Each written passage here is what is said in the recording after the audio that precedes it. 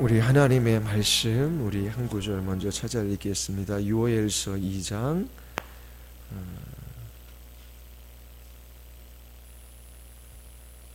우리 32절입니다.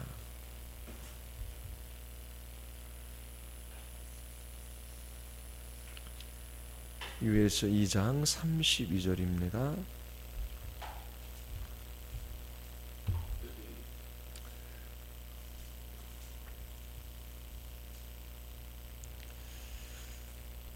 우리 다 같이 함께 읽겠습니다.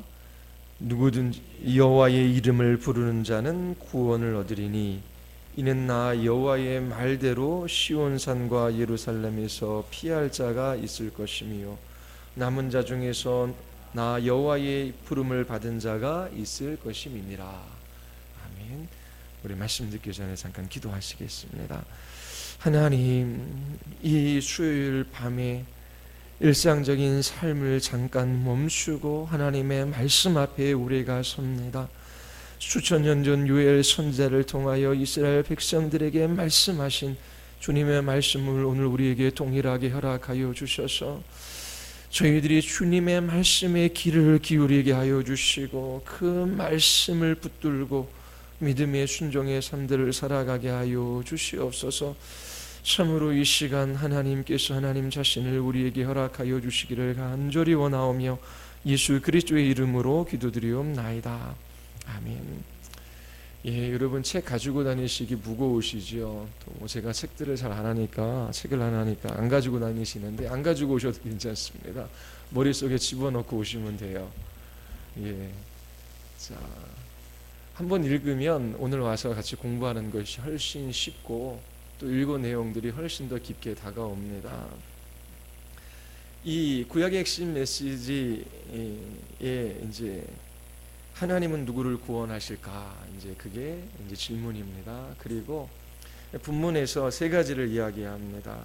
세 가지를 묻지요. 첫 번째가 무엇에서 구원을 받는가? 이것이 복음 전도에 있어서도 가장 중요합니다. 무엇으로부터 우리는 구원을 받는가라고 하는 것입니다. 자, 본문에서 뭘 이야기하죠? 무엇으로부터 우리가 구원을 받습니까? 하나님의 진노와 심판으로부터 우리가 구원을 받습니다. 하나님께서 최후의 그 심판을 남겨두고 계시지만 이미 하나님께서 그 심판의 징조들을 이 땅 가운데 허락하고 계시지요. 그래서 그 하나님의 심판의 징조, 그 하나님의 진노에 나타나심들을 볼 때에 돌이켜 회개해야 하는 것입니다. 두 번째 질문이 무엇이죠? 구원이란 무엇인가? 라고 하는 것입니다. 구원이 뭐죠? 여기에서는 원수로부터 또 하나님께서 번성을 회복시키신 맨 마지막에 하나님이 하나님의 백성과 함께 감. 영생이라고 하는 것은, 영원한 생명이라고 하는 것은 하나님과의 관계 속에서 누리는 인격적 친밀함입니다. 하나님께서 구원하시는 것은 하나님과 주인들과의 관계를 회복시켜 주시는 거예요. 하나님과의 관계가 회복되어진 사람들 안에는 놀라운 변화들이 일어납니다.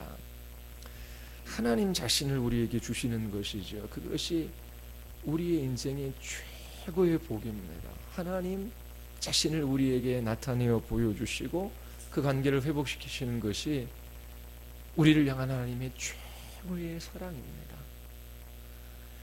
자, 그리고 하나님의 백성은 왜 구원받아야 될까요? 하나님의 영광과 이름을 위하여 하나님께서 우리를 구원하십니다. 자, 이렇게 무엇에서 구원받고 왜 구원이란 무엇인가 라고 하는 것이고요. 그리고 하나님의 백성을 왜 구원하실까? 이제 그 세 가지 질문을 하며 이 메시지가 선포되어지고 있습니다. 여러분, 요엘서를 읽어보면은 우리가 세 가지 정도의 단어로 압축할 수 있어요. 첫 번째 단어, 떠오르는 단어가 하나님의 심판입니다. 하나님의 심판을 어떻게 우리에게 나타내어 보여주시지요? 메뚜기, 메뚜기를 통해서 이스라엘을 향한 하나님의 심판이 어떠함을 우리에게 나타내어 보여주셔요. 그러니까 메뚜기 재앙에 대한 이야기가 전반부에 나옵니다. 그리고 또 하나는 하나님께서 만민에게 성령을 부어주시겠다라고 하는 이 메시지를 우리에게 허락하여 주셔요.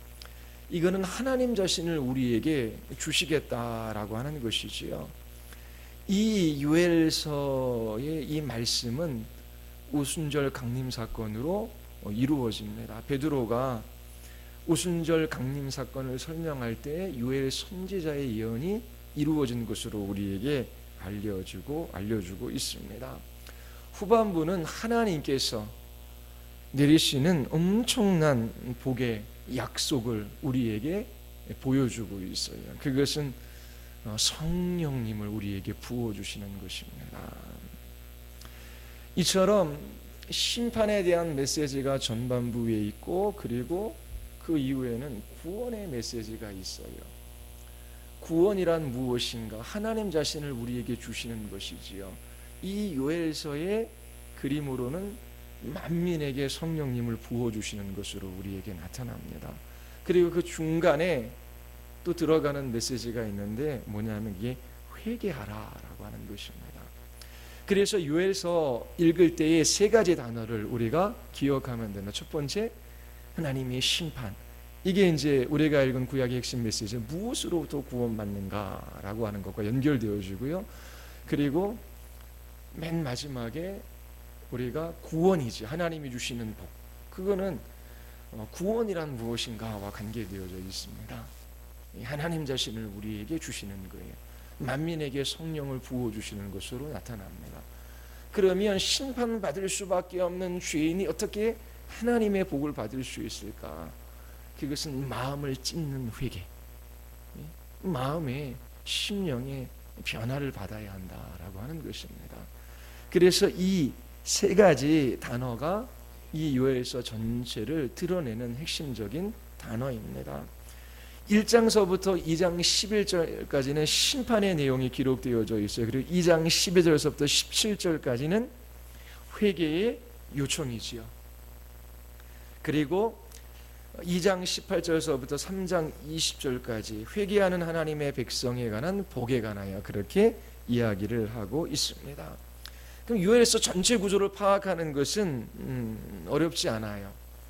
첫 번째, 2장 11절까지 심판, 그리고 2장 12절서부터 17절까지는 회개, 그리고 2장 18절서부터 마지막까지는 하나님이 백성들에게 주시는 복, 복에 관해서 이야기하고 있습니다. 우리가 선지서를 읽을 때에 그 해석에 가장 큰 도움을 주는 것은 이 선지서가 언제 쓰여졌느냐라고 하는 것입니다. 그러면 그 시대적인 배경을 통해서 이 선지자의 메시지가 무엇인지를 우리가 쉽게 파악할 수 있어요. 근데 여러분, 요엘서를 읽어보면 언제 어느 왕 때 썼는지를 우리에게 말해주고 있지 않아요. 어느 시대에 쓰여졌는지 파악하기가 어렵습니다. 1장 1절에 보면 부두의 아들 요엘에게 임한 여호와의 말씀이니라. 보통 우리가 호세아 선지자를 봤을 때에 우리가 북왕국 누구 왕, 또 남왕국 때는 누구 왕, 그러면서 그 시대적인 배경을 우리에게 말해주고 있지만 요엘 선지서는 우리에게 이 글이 쓰여졌을 때 그 시대적 배경을 알 수 있는 힌트를 주고 있지 않습니다. 그래서 학자들마다 의견이 분분해요. 뭐 주님 오시기 900년 전, 아니면 최근은 주님 오시기 200년 전, 그렇게 언제 요엘서가 쓰여졌는지 통일되어지는 어떤 그러한 내용들이 없습니다. 이처럼 시대적 배경에 대한 이야기는 없지만 요엘서가 쓰여진 시대를 파악할 수 있는 실마리가 하나 있어요. 그것은 이제 메뚜기 재앙이 있었던 때이다라고 하는 것이죠. 우리 요엘서 1장 2절 한번 보십시오. 요엘서 1장 2절입니다. 우리 같이 한번 읽어보겠습니다. 다 같이 시작. 늙은 자들아 너희는 이것을 들을지어다. 땅의 모든 주민들아 너희는 귀를 기울일지다. 너희 날에나 너희 조상들의 날에 이런 일이 있었느냐. 자, 이런 일이 뭐겠냐라고 하는 거예요. 너무나 큰 일이 일어난 것입니다. 그래서 늙은 자들, 이건 장로들을 이야기합니다. 그리고 땅의 모든 주민들은 이스라엘 백성 모든 사람들아 귀를 기울여 너희들이 한번 들어보아라. 그렇게 이야기하는 거예요. 오늘날에 말하면 교인 여러분 귀를 기울이고 이 요엘서 선지자의 이 이야기를 한번 들어보십시오. 그렇게 지금 이야기하는 것입니다. 너희의 날에나 너희 조상들의 날에 이런 일이 있었느냐. 이런 일이 한 번도 일어난 적이 없다라고 하는 거예요. 너무나 큰 일이 지금 이 땅 가운데 일어나고 있다라고 하는 것입니다. 그리고 1장 3절을 한번 보십시오. 다 같이 읽어보겠습니다. 너희는 이 일을 너희 자녀에게 말하고 너희 자녀는 너희 자녀에게 말하고 그 자녀는 후세에게 말할 것이니라. 자, 그 당대의 장로들과 그리고 모든 거민들에게만, 주민들에게만 이야기하는 것이 아니라 너희가 이 사건을 기억하고 너희 자손에게, 너희 자녀들에게, 그리고 그 자녀는 그 다음 자녀에게 꼭 말할 수 있도록 해라 라고 하는 것입니다.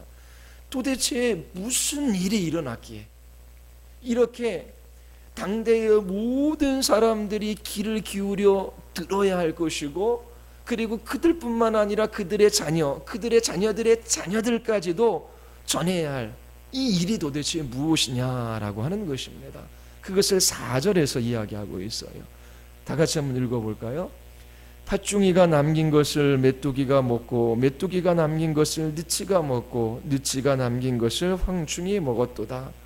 자, 팥충이, 느치, 황충, 이게 뭡니까?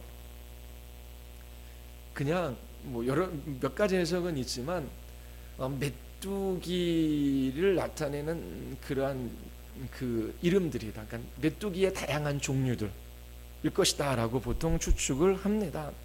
자, 당대의 사람들이 귀 기울여 들을 말, 그리고 그의 자손과 그 후손에까지도 전할 말이 뭐예요? 메뚜기가 가져오는 이 재앙에 관해서 이야기하라 라고 하는 것입니다. 왜 이 메뚜기 재앙을 전하라고 했을까요? 왜? 어렸을 때 시골에서 메뚜기 드셔본 분 계시지요? 예, 논에 가면은 벼 메뚜기 있습니다. 저도 그 강아지 풀에 메뚜기를 껴가지고 불에다가 이렇게 해가지고 다리부터 뜯어먹던 기억이 나요. 아주 어렸을 때요. 그 메뚜기의 재앙이 얼마나 끔찍한지 우리나라 사람은 잘 몰라요. 그런데 그 전 세계적으로 메뚜기 종류가 20만 종이나 된다라고 합니다. 이 이스라엘 땅에 일어났던 이 메뚜기 이 재앙은 집단으로 돌아다니는 메뚜기예요. 한번 떴다 하면 모든 것을 다 먹어버리지요. 그 몇 마리나 이렇게 집단으로 움직일까요? 한번 떴다 하면 적게는 1억 마리에서 1000억 마리가 움직인다고 합니다. 그 메뚜기의 식성도 보통이 아니에요. 자기 몸무게의 2배를 먹는다고 합니다. 메뚜기가 한번 휩쓸고 지나가면 농작물이 초토화돼요. 주로 북아프리카, 중동, 인도 서부에서 메뚜기 떼가 출현했습니다. 사막이 있는 지역들입니다. 메뚜기가 한번 이동할 때에 1600만 평방킬로미터 정도를 이동한다고 합니다. 우리나라의 160배 정도를 초토화시켜 버리는 거예요. 움직일 때. 그러니까 어마어마한 피해가 나타나는 것이지요. 메뚜기 떼의 하루 이동 거리가 100km에서 200km 정도라고 합니다. 바람을 타고 이동하기 때문에 그래요. 가장 최근의 피해 사례 2004년입니다. 서부 아프리카에서 9개국의 장관들이 모여서 그렇게 이 메뚜기 재앙에 대해서 이제 이야기를 했어요. 그리고 어떤 나라에서는 농작물의 2분의 1, 절반을 다 먹어버리는 거예요. 그러한 피해가 최근에도 일어나고 있습니다.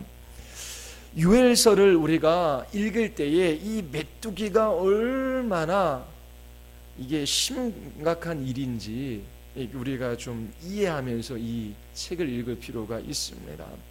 중동 지방에서는 몇십 년에 한 번씩 이렇게 메뚜기 재앙이 일어났다라고 합니다.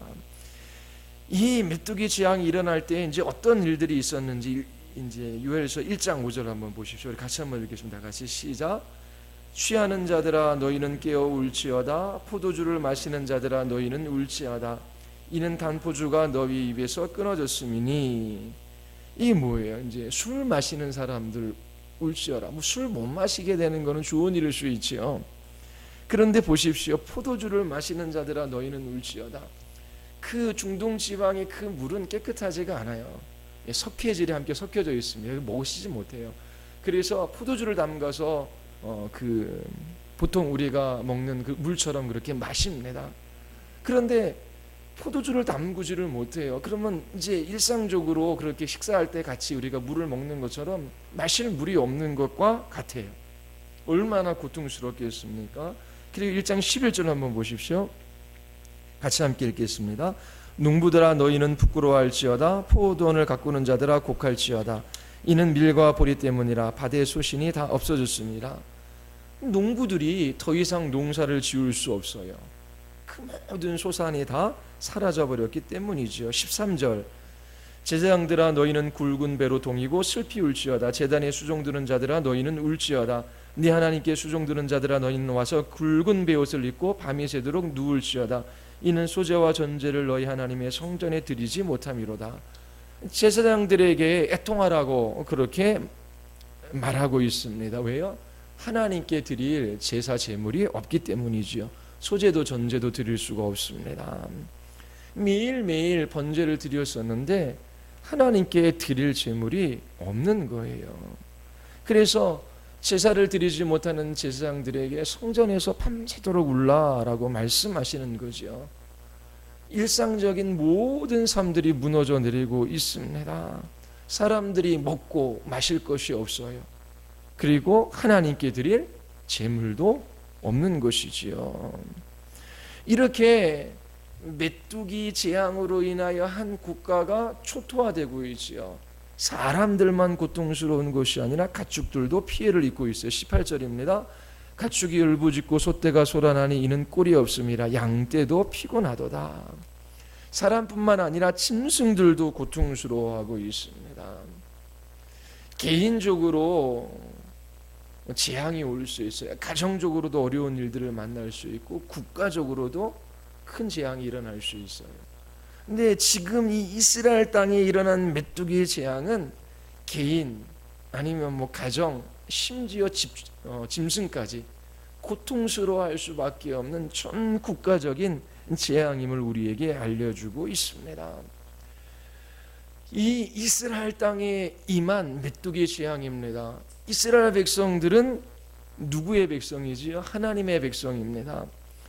하나님을 대적하는 나라에 이러한 재앙이 온 것이라면 하나님을 대적하기 때문에 하나님께서 저렇게 심판하시는구나 우리가 보통 이해할 수 있잖아요. 그런데 하나님의 백성들에게 이런 재앙이 임하고 있습니다. 이 재앙은 하나님의 심판이지요. 왜 하나님께서 이런 재앙을 허락하십니까? 그것은 이스라엘의 죄 때문입니다. 요엘서에서 우리가 가장 먼저 생각해야 할 교훈이 있어요. 그것은 하나님께서 하나님의 백성들도 심판하신다라고 하는 것입니다. 하나님께서 하나님의 백성들에게 징계를 시행하실 수 있으셔요. 하나님은 죄를 관과하시는 분이 아니십니다. 하나님은 죄와 함께 하실 수 없으셔요. 죄에 대해서 참지 못하시는 하나님이십니다. 반드시 돌이켜 회개하지 않으면 하나님께서 주시는 복이 없어요. 하나님께서 함께 하시지 않습니다. 하나님께서 부르신 하나님의 백성들이지만 그들이 죄를 지을 때는 하나님께서 반드시 징계해 하십니다.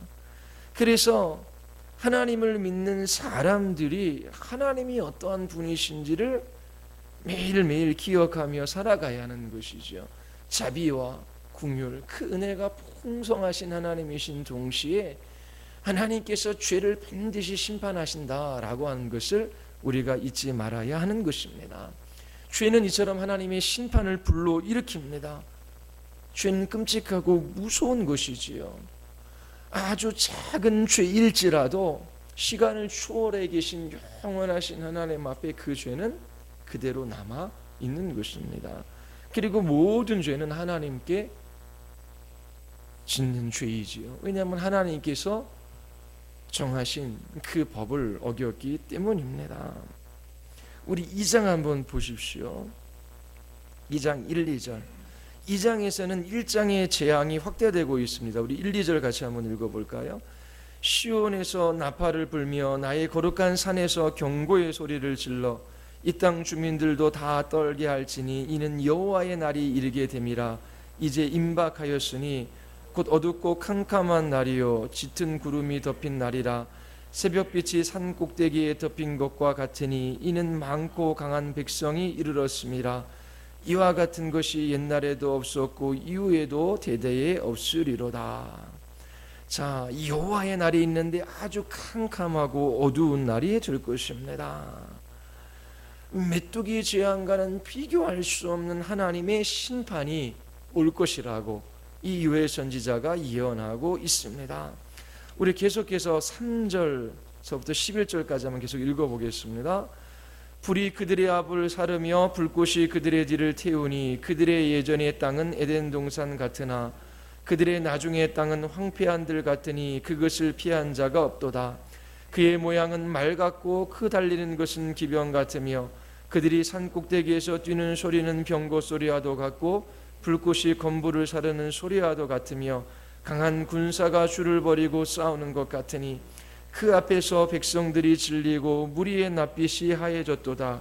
그들이 용사같이 달리며 무사같이 성을 기어오르며 각기 자기의 길로 나아가되 그 줄을 이탈하지 아니하며 피차에 부딪히지 아니하고 각기 자기의 길로 나아가며 무기를 돌파하고 나아가나 상하지 아니하며 성중에 뛰어들어가며 성위에 달리며 집에 기어오르며 도둑같이 창으로 들어가니 그 앞에서 땅이 진동하며 하늘이 떨며 해와 달이 캄캄하며 별들이 빛을 거두도다. 여호와께서 그의 군대 앞에서 소리를 지르시고 그의 진영은 심히 크고 그의 명령을 행하는 자는 강하니 여호와의 날이 크고 심히 두렵도다. 당할 자가 누구이랴. 여호와의 날에 있을 심판의 내용입니다. 군대가 쳐들어오고 있어요. 누구의 군대입니까? 여호와의 군대입니다. 이 군대를 지휘하시는 분은 하나님이셔요. 하나님께서 군대를 지휘하시는데 이방 민족을 치시는 것이 아니라 당신의 백성인 이스라엘 백성들을 치시기 위하여 군대를 일으키시고 지금 이스라엘 백성들을 초토화시키고 있는 그 장면을 우리에게 묘사해 주고 있습니다. 여기에서 나오는 군대가 이제 누구일까라고 하는 것입니다. 두 가지로 이야기하거든요. 첫 번째는 이 메뚜기 재앙이 더 크게 확장된 형태로 이렇게 묘사된 것이다 라고 그렇게 이야기를 합니다. 그리고 하나는 문자 그대로 이 외국 군대, 그 북방에서 군대들이 이제 쳐들어와서 이 이스라엘 백성들을 초토화시키는 그런 장면이다. 그래서 이 두 가지로 이 1장에 나왔던 이 메뚜기 재앙이 확대돼서 더 큰 그런 메뚜기 재앙이 있을 것이다. 그거에 대한 그런 묘사를 이렇게 군대로 표현했다라고 하는 것이고요. 다른 하나는 실제적으로 하나님께서 이민족의 군대를 일으키셔서 이스라엘 백성을 초토화시킬 것이다라고 하는 두 가지로 해석하고 있습니다. 자, 그런데 이 2장에서 말하는 분위기를 보면 메뚜기 재앙이나 아니면 뭐 이방 군대냐라고 하는 것은 그렇게 중요하지 않아요. 하나님께서 이 이스라엘 백성들을 심판하시는데 이 여호와의 날에 있을 이 하나님의 심판은 이스라엘 백성들이 감당하기가 어렵다라고 하는 것입니다. 아주 무서운 심판이에요. 철저한 심판이에요. 한 사람도 이 심판을 이스라엘 땅에는 피할 자가 없습니다. 문자적으로 메뚜기 재앙이든 외국 군대로 묘사됐건 아니면 초자연적 심판이건 하나님의 심판이 너무나 무섭기 때문에 단 한 사람도 이 심판을 피할 수가 없고 이 심판이 너무나 끔찍하기 때문에 견딜 사람이 없다라고 하는 것을 이 장에서 우리에게 이야기해 주고 있습니다. 그런데 이처럼 한 사람도 이 심판을 피할 수가 없는데 피할 길이 있다라고 그 이후에 이야기해요. 그 12절서부터 어떻게 피할 수 있느냐라고 하는 것을 우리에게 말해주고 있습니다. 12절서부터 15절까지입니다. 우리 같이 한번 읽겠습니다. 여호와의 말씀에 너희는 이제라도 금식하고 울며 애통하고 마음을 다하여 내게로 돌아오라 하셨으니 너희는 옷을 찢지 말고 마음을 찢고 너희 하나님 여호와께로 돌아올지어다. 그는 은혜로우시며 자비로우시며 노하기를 더디하시며 인애가 크시사 뜻을 돌이켜 재앙을 내리지 아니하시나니 주께서 혹시 마음과 뜻을 돌이키시고 그 뒤에 복을 내리사 너희 하나님 여호와께 소제와 전제를 드리게 하지 아니하실는지 누가 알겠느냐. 너희는 시온에서 나팔을 불어 거룩한 금식일을 정하고 성회를 소집하라. 하나님께서 단 한 사람도 피할 수 없는 너무나 무섭고 끔찍한 심판을 여호와의 날에 행하시는데 피할 길이 있다라고 말씀하셔요. 그것은 회개하고 돌이키는 것입니다. 옷을 찢지 말고 마음을 찢으라 라고 명하십니다. 이것은 마음의 변화가 있는 참된 회개를 의미하는 것이지요. 회개하는 자들을 하나님께서 용서해 주셔요.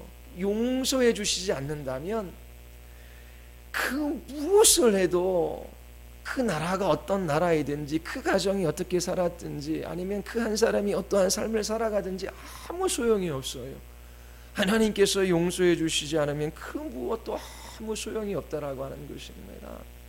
1년, 10년, 20년, 30년, 40년 이 세상에서 수많은 일을 하고 우리가 살지만 하나님께서 용서해 주시지 않으면 무슨 일을 해도 아무 소용이 없습니다. 그런데 하나님은 은혜로우며 자비롭고 긍휼이 풍성하신 하나님이셔요. 반드시 하나님께서 죄를 심판하시는 공의 하나님이시지만 죄를 회개하고 하나님께 돌이키는 자들은 그 하나님의 자비로우신 성품으로 말미암아 그들의 죄를 용서해 주시고 복을 주시겠다라고 약속해 주시는 것입니다. 이 회개는 한두 사람의 회개가 아니라 전 국가적으로 진행되어집니다. 2장 16절입니다. 2장 16절 17절 우리 같이 한번 읽겠습니다. 백성을 모아 그 모임을 거룩하게 하고 장로들을 모으며 어린아이와 젖 먹는 자들을 모으며 신랑을 그 방에서 나오게 하며 신부도 그 신방에서 나오게 하고 여호와를 섬기는 제사장들은 낭실과 제단 사이에 울며 이르기를 여호와여 주의 백성을 불쌍히 여기소서 주의 기업을 욕되게 하여 나라들로 그들을 관할하지 못하게 하옵소서 어찌하여 이방인으로 그들의 하나님이 어디 있느냐 말하게 하겠나이까 할지어다. 전 국가적으로 그렇게 이 회개가 진행되어집니다. 그리고 이 제사장이 이 회개를 인도하는 것이지요. 하나님께서 우리를 불쌍히 여겨주시기를 원하나이다. 긍휼히 여겨주시옵소서. 죄로 말미암아 비참한 가운데 고통 가운데 있는 사람들을 향하여 나타내어 보여주신 하나님의 선하심, 그게 긍휼입니다. 그래서 하나님 앞에 긍휼을 구하고 있는 것입니다. 아무리 큰 죄라고 할지라도 이처럼 하나님께 마음을 찢고 돌이켜 회개하고 나오면 하나님께서 용서해 주시겠다라고 말씀하십니다. 이 약속 때문에 이스라엘 백성들이 소망이 있는 거예요. 뿐만 아니라 우리에게도 소망이 있는 것이지요. 우리가 예수 그리스도를 믿는 것은 하나님의 임박한 진노와 심판으로부터 구원받기 위함이에요. 하나님과의 관계가 회복되어지지 않으면 하나님께서 우리의 이 끔찍한 죄들을 용서해 주시지 않으면 우리가 그 무슨 짓을 한다라고 할지라도 그 무엇을 한다라고 할지라도 아무 소용이 없다라고 하는 거예요. 이 땅을 살아가는 데 있어서 인생들에게 있어서 무슨 소망이 있습니까? 여러분들은 무엇을 꿈꾸며 살아갑니까? 하나님과의 관계가 회복되어지지 않은 사람들은 죄와 사망의 권세 아래 종노릇해요. 이 세상의 권세 잡은 사단이 있어요. 마귀의 자녀들로 살아갈 수밖에 없는 것입니다. 하나님께서 일반 은총 가운데 국가도 법도 그리고 양심도 하나님께서 지금 붙들고 계셔요. 하나님께서 그 모든 것들을 놓아버리시는 때에 인간은 인간의 죄악된 그 본성을 그대로 드러내요. 그러면 이것이 지옥이 되는 것이지요. 그런데 이것보다 비교할 수 없는 그러한 영원한 하나님의 진노와 심판으로 말미암은 그 지옥의 형벌이 사람들에게 기다리고 있는 거예요. 아무리 많은 재산을 소유하고 사람들로부터 칭송을 받는다라고 할지라도 100년이라는 인생 가운데 인간이 발버둥치며 해놓은 그 모든 것들은 헛된 것이 되고 많은 것입니다. 그런데 인생들에게 소망이 있어요. 은혜롭고 자비로우시며 노하기를 더디하시고 인자가 풍성하신 하나님께 마음을 짓고 돌이켜 회개하면 하나님께서 복을 주시겠다라고 약속하셨어요. 이 약속이 이스라엘 백성들뿐만 아니라 우리에게 소망이 되는 것입니다. 이것이 두 번째로 우리에게 주는 교훈이고요. 그 다음에 18절에서부터 하나님께서 주시는 복을 말하고 있어요. 우리 2장 20절 우리 같이 한번 읽어보겠습니다. 내가 북쪽 군대를 너에게서 멀리 떠나게 하여 메마르고 적막한 땅으로 쫓아내리니 그 앞에 부대는 동해로 그 뒤에 부대는 서해로 갈 것이라. 상한 냄새가 일어나고 악취가 오르리니 이는 큰 일을 행하였음이니라 하시리라. 2장 1절에서부터 11절까지는 큰 군대가 쳐들어옵니다. 문자 그대로라면은 북쪽에서부터 그렇게 쳐들어오는 군대예요. 항상 이스라엘을 공격하는 군대는 북쪽이었어요. 북이스라엘은 아시리아에게 멸망을 당합니다. 하나님께서 이 군대를 심판하시겠다라고 말씀하셔요. 이 군대에 대한 심판은 이스라엘 백성들에 대한 구원이지요. 그리고 하나님께서 그 땅을 회복시키십니다. 회복의 메시지가 21절에서부터 27절까지 나와요. 이 회복의 메시지가 이스라엘 백성들에게 얼마나 달콤하게 들렸을까요? 우리 같이 한번 21절에서부터 27절까지 읽겠습니다. 땅이여 두려워하지 말고 기뻐하며 즐거워할지어다. 여호와께서 큰 일을 행하였었음이래다. 들짐승들아 두려워하지 말지어다. 들의 풀이 싹이 나며 나무가 열매를 맺으며 무화과 나무와 포도나무가 다 힘을 내는도다. 시온의 자녀들아 너희는 너희 하나님 여호와로 말미암아 기뻐하며 즐거워할지어다. 그가 너희를 위하여 비를 내리시되 이른 비를 너희에게 적당하게 주시리니 이른 비와 늦은 비가 예전과 같을 것이라. 마당에는 밀이 가득하고 독에는 세포두주와 기름이 넘치리로다. 내가 전에 너에게 보낸 큰 군대 곧 메뚜기와 느치와 황충과 파충이가 먹은 횟수대로 너에게 갚아주리니 너희는 먹되 풍족히 먹고 너희에게 놀라운 일을 행하신 너희 하나님 여호와의 이름을 찬송할 것이라. 내 백성이 영원히 수치를 당하지 아니하리로다. 그런즉 내가 이스라엘 가운데 있어 너희 하나님 여호와가 되고 다른 이가 없는 줄을 너희가 알 것이라. 내 백성이 영원히 수치를 당하지 아니하리로다. 이처럼 회개하는 사람들을 향한 하나님의 놀라운 축복의 메시지가 선포되어지고 있습니다. 하나님께서 그 땅의 모든 것들을 회복시키셔요. 들의 풀이 싹이 나고 나무가 열매를 맺어요. 하나님께서 이른 비와 늦은 비를 주셔요. 적당하게 비를 내리셔요.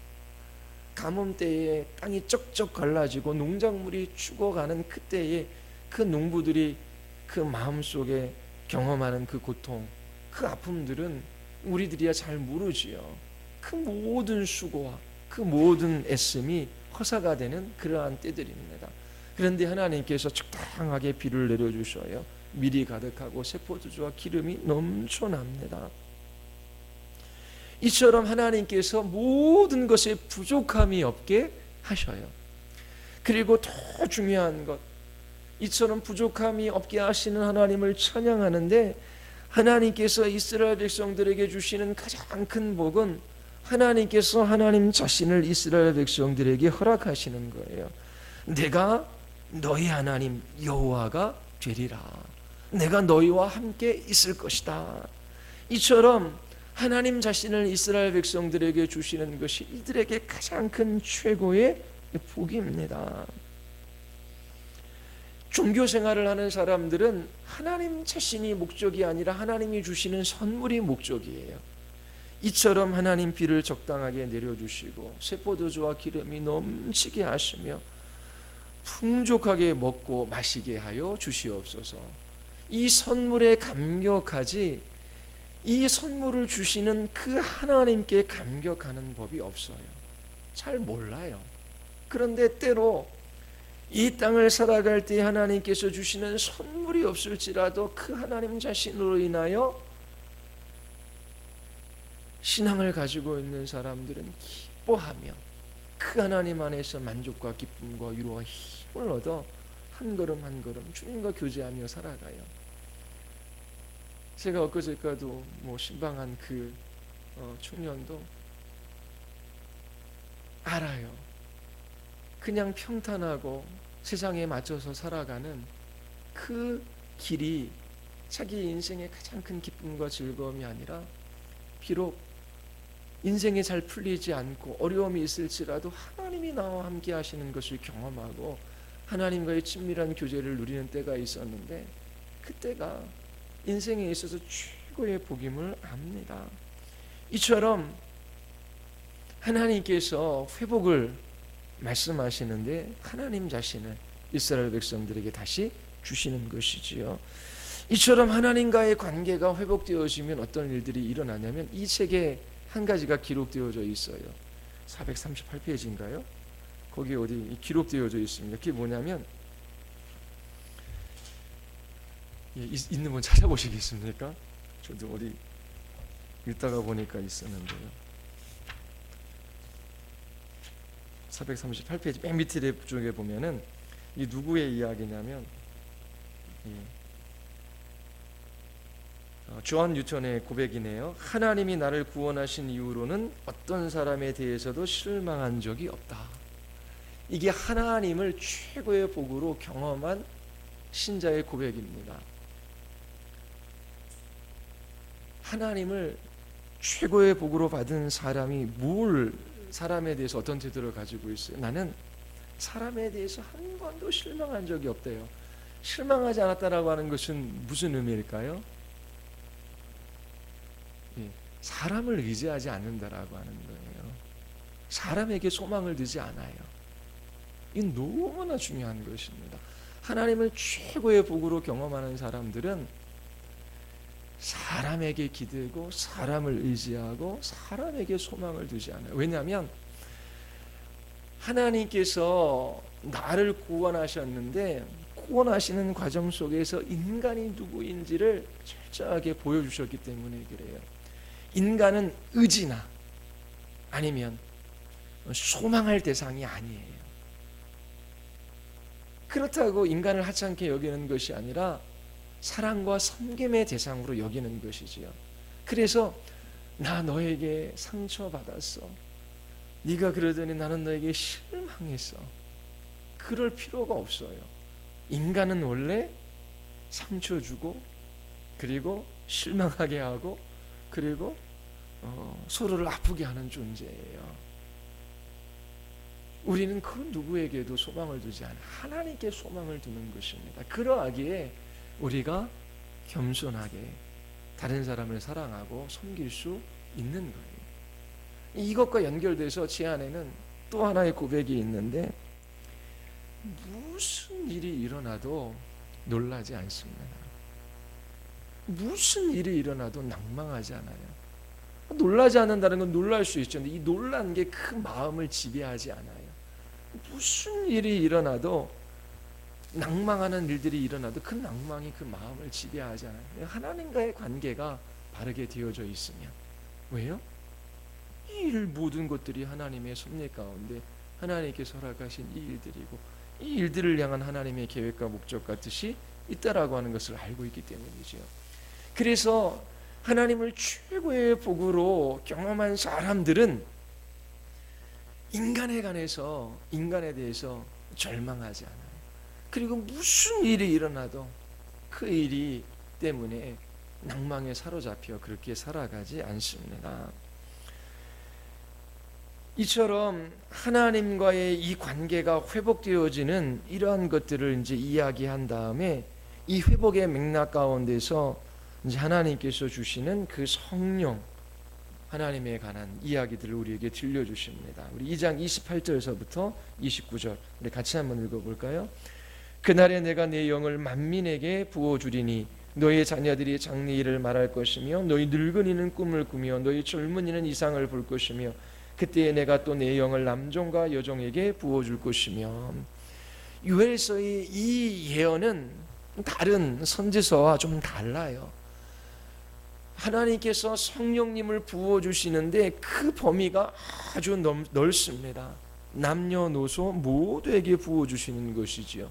남종에게, 여종에게, 남자에게, 여자에게, 자유인에게, 종에게 할 것 없이 모든 계층의, 모든 부류의, 모든 사람들에게 하나님께서 이 성령 하나님을 부어주시겠다라고 말씀하셔요. 유대인들의 특징, 남자로 태어난 것을 매일매일 기뻐하며 살아갔습니다. 여자로 태어나지 않은 것, 종으로 태어나지 않은 것을 매일매일 감사했던 사람들이 유대인 남자들이에요. 이처럼 여자와 종들은 그 사회 속에서 소외되며 살아갈 수밖에 없었던 사람들이에요. 그런데 이 하나님의 심판의 날에 돌이켜 회개하는 모든 사람들에게 하나님께서 차별 없이 똑같이 성령 하나님을 부어주시겠다라고 약속하셔요. 너무나 놀랍고 신기한 약속이지요. 모든 민족, 모든 계층, 모든 부류의 사람들이 이 성령님을 받을 수 있어요. 이 사건이 이제 오순절에 이제 시작이 된 것입니다. 그리고 이제 3장 넘어가서 하나님께서 3장 1, 2절에 이제 심판의 범위를 하나님께서 말씀하셔요. 그리고 15절까지 최후의 심판의 날에 관해서 하나님께서 말씀하십니다. 그리고 3장 16절서부터 21절까지 에덴 동산 같은 회복이 있을 것이라고 말씀하셔요. 우리 그거 한번 읽어보겠습니다. 3장 16절서부터 21절까지. 여호와께서 시온에서 부르짖고 예루살렘에서 목소리를 내시리니 하늘과 땅이 진동하리로다. 그러나 여호와께서 그의 백성의 피난처 이스라엘 자손의 산성이 되시리로다. 그런즉 너희가 나는 내 성산 시온에 사는 너희 하나님 여호와인 줄 알 것이라. 예루살렘이 기록하리니 다시는 이방 사람이 그 가운데 통행하지 못하리로다. 그날에 산들이 다한 포도주를 떨어뜨릴 것이며 작은 자들이 젖을 흘릴 것이며 유다 모든 시내가 물을 흘릴 것이며 여호와의 성전에서 샘이 흘러나와서 시딤 골짜기에 되리라. 그러나 애굽은 황무지가 되겠고 에돔은 황무한 들이 되리니 이는 그들이 유다 자손에게 포악을 행하여 무죄한 피를 그 땅에서 흘렸음이니라. 유다는 영원히 있겠고 예루살렘은 대대로 있으리라. 내가 전에는 그들의 피 흘림 당한 것을 갚아주지 아니하였거니와 이제는 갚아주리니 이는 여호와께서 시온에 거하심이라. 에덴 동산과 같은 회복, 하나님께서 함께 거하시겠다라고 하는 이러한 말씀, 이것은 요한계시록에 있는 내용과 평행을 이룹니다. 새 예루살렘에 대한 계시가 요한계시록에 나타나요. 최후의 심판으로 인하여 영원한 그러한 천국을 약속하시는데 이 구약식으로 이 요한계시록을 표현한 장면입니다. 여호와의 날이 우리 앞에 있음을 요엘서가 우리에게 증거하고 있습니다. 개인적으로 뿐만 아니라 가정적으로, 국가적으로 이 여호와의 날에 임할 하나님의 심판은 단 한 사람도 피할 수 없어요. 이 요엘서를 통해서 얻을 수 있는 첫 번째 교훈 말씀드렸죠. 죄를 하나님께서 반드시 심판하신다. 구원받은 우리들은 영원한 지옥의 형벌은 없어요. 근데 죄를 지었을 때 하나님께서 징계하십니다. 돌이켜 회개해야 돼요. 이처럼 여호와의 심판의 날에 한 사람도 그 심판을 피할 수 없지만 하나님께서 소망의 메시지를 전해주셔요. 회개하는 자에게. 하나님께서 그들을 구원하시고 복을 주시겠다라고 말씀하십니다. 그리스도인들이 이 땅에 살아갈 때에 죄를 지었기 때문에 고통받고 어려운 일들이 오는 건 아니에요. 예수 그리스도를 믿는 가운데 박해를 받는 경우도 많습니다. 그리고 타락한 이 세상에 살아가기 때문에 우리는 하나님 앞에 잘 살아간다라고 할지라도 우리는 해를 입고 또 고통당하는 그러한 상황에 직면할 수 있어요. 그리고 죄에 대한 하나님의 징계도 분명히 있습니다. 우리가 징계를 받거나 아니면 애매히 고난을 받을 때에 한 가지 기억해야 될 것이 있어요. 그러한 징계나 고통을 통해서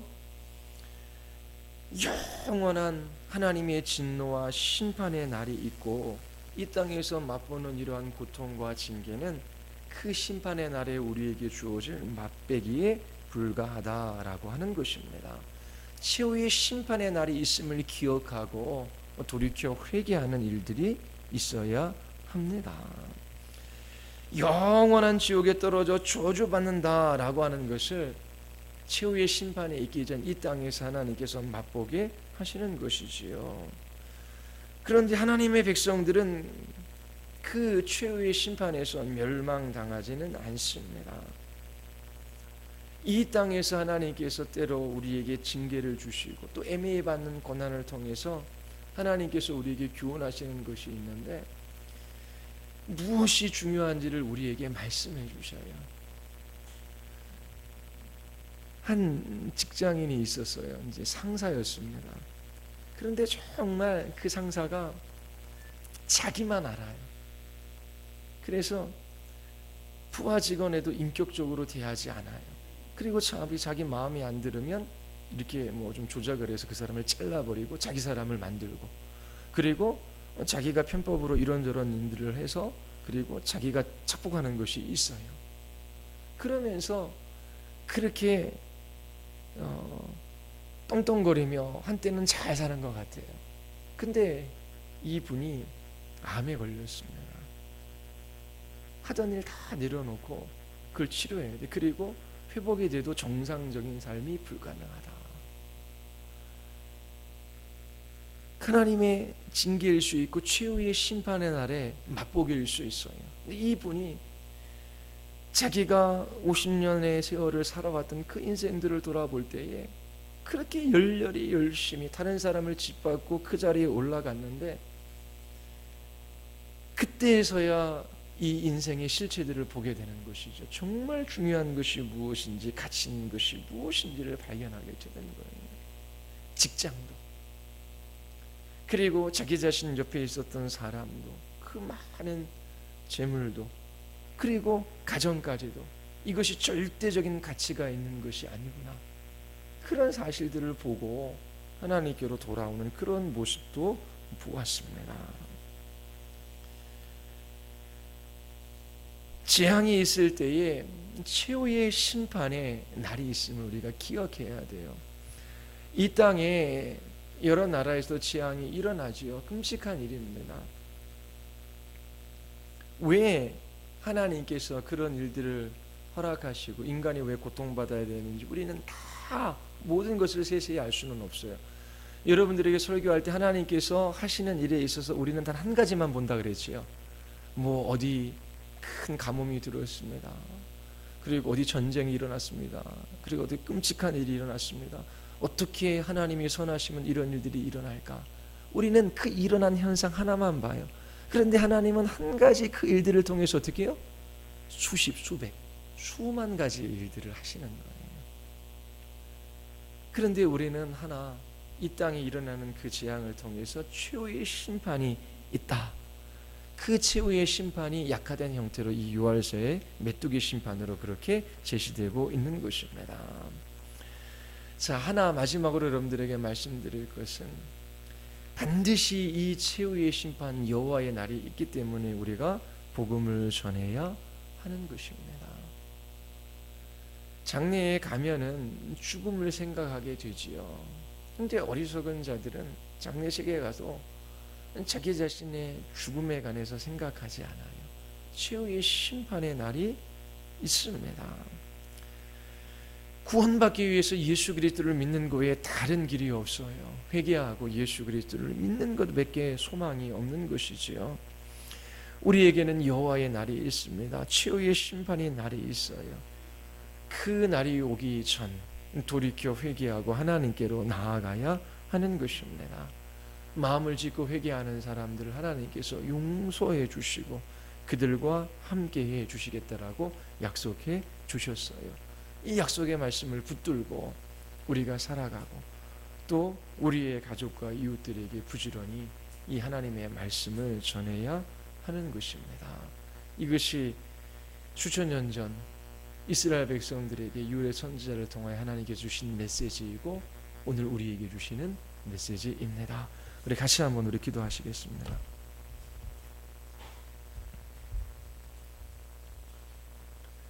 우리 기도할 때 참으로 하나님, 제가 하나님의 아들을 믿는 믿음이 있는지 하나님 저의 믿음을 시험해 보게 하여 주시옵소서.